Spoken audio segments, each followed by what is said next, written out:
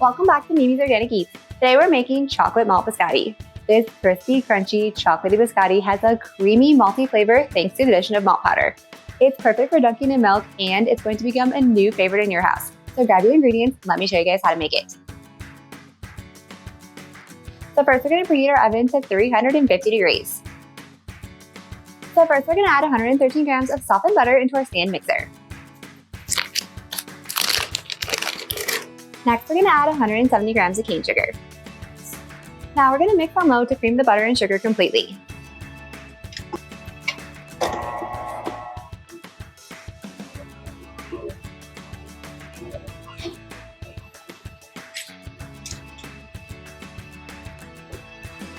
Next, we're going to add in 2 large eggs.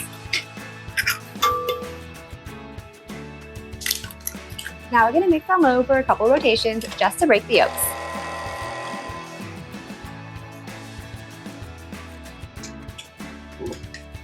Next, we're going to add in our all-purpose flour, then our Dutch cocoa powder that's been sifted, 1.5 teaspoons of baking powder, 1 teaspoon of ground vanilla bean, and half a teaspoon of salt.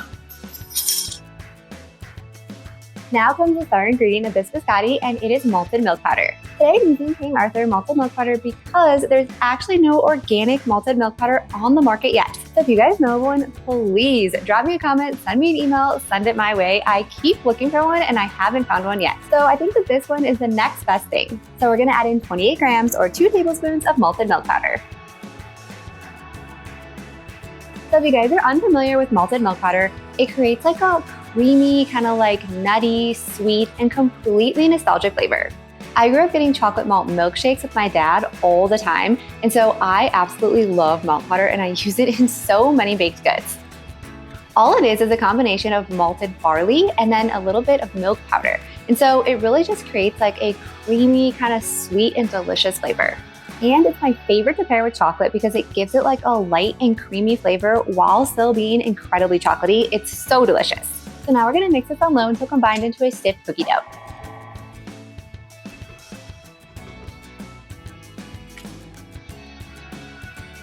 So now we're going to line a baking sheet with parchment paper and we're going to transfer the dough.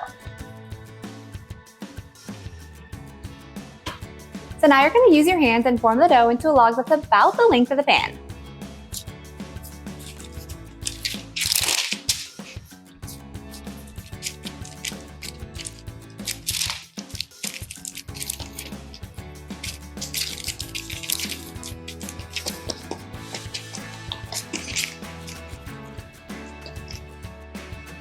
Then we're gonna sprinkle a little bit of cane sugar right on top. This is gonna give this biscotti a perfect texture. Now it's time to bake this at 350 degrees for about 35 minutes, or until the edges look dry and the middle looks set.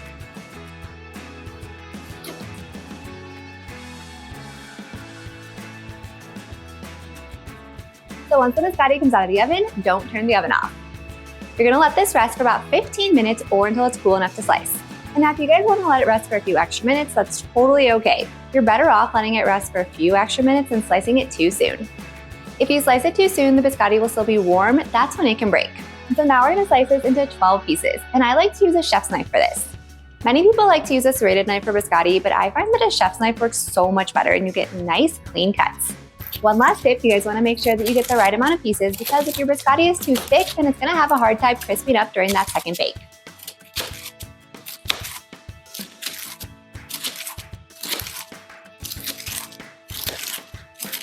Now we want to separate the biscotti pieces just a little bit so they have a little bit room between them before going into that second bake.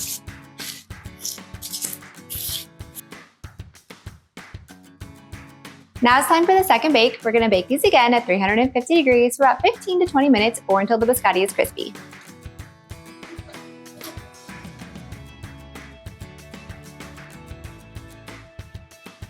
And once our biscotti is cooled, then it's ready to enjoy.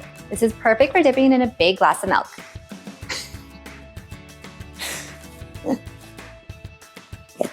And I have somebody who wants a cookie, but you can't have these cookies. These are Mom and Dad's cookies. Do you want to get some of your cookies? Yeah, you want to get some of yours? Your cookies? Okay, let's go get them. If you guys enjoyed this video, be sure to drop a like and leave a comment below. And if you want more bakery-style cookie recipes just like this, be sure to hit that subscribe button and join me next time in the kitchen.